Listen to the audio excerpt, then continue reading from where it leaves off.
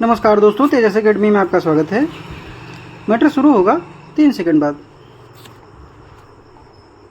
सन 2020 तक भारत के विकसित राष्ट्र बन जाने की हैसियत पाने के बाद भी हमें अपनी सफलता से संतुष्ट नहीं रहना होगा।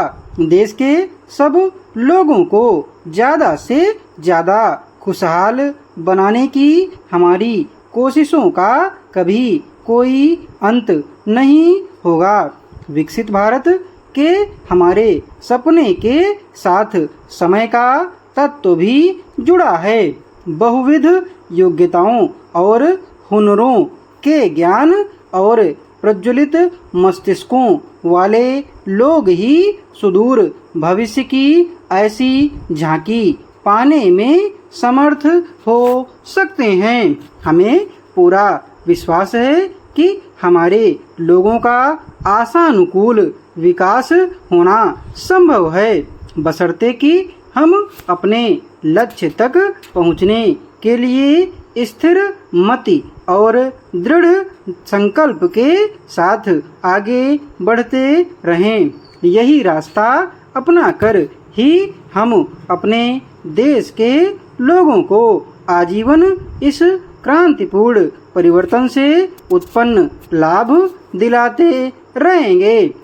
उन्हें यह सुधार आंकड़ों की नज़र से नहीं, खुद अपनी नज़र से दिखाई देते रहने चाहिए।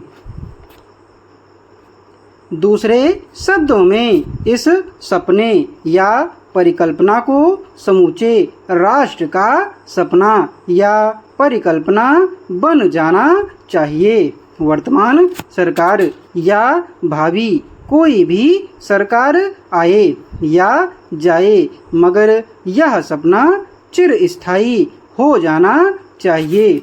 इस सपने को साकार करने के लिए हमें कई कार्यवाहियां करनी पड़ेंगी। इन कार्यवाहियों का एक महत्वपूर्ण तत्व होगा अंतर्जात प्रौद्योगिकीय शक्तियाँ। देखा जाए तो सब प्रौद्योगिकियाँ मूलतः किसी मानवीय ज्ञान या अनुभव को ही अभिव्यक्त करती हैं और समर्थक परिस्थितियों में आगे के सृजनात्मक विकास करने में समर्थ होती हैं।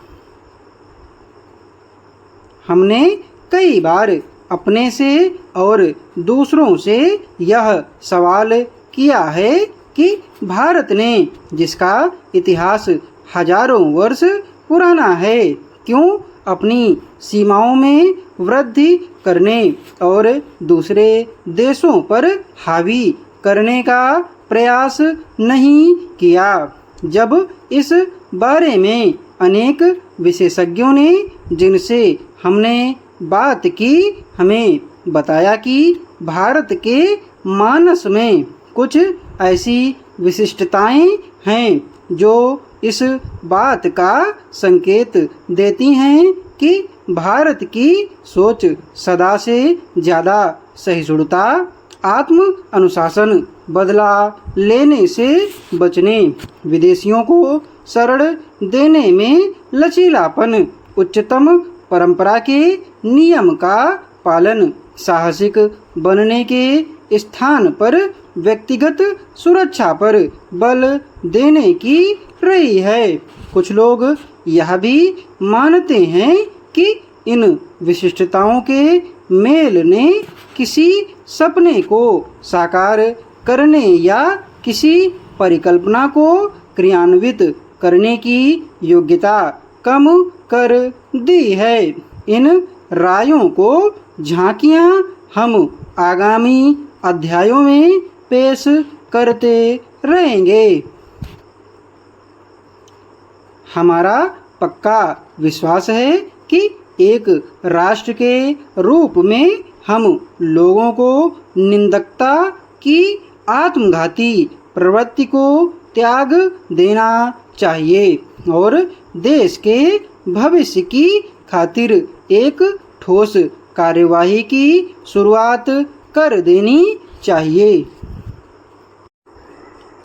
डिक्टेशन की स्पीड 85 शब्दों प्रति मिनट रही है। PDF आपको टेलीग्राम पर मिलेगी। टेलीग्राम चैनल का लिंक डिस्क्रिप्शन बॉक्स में।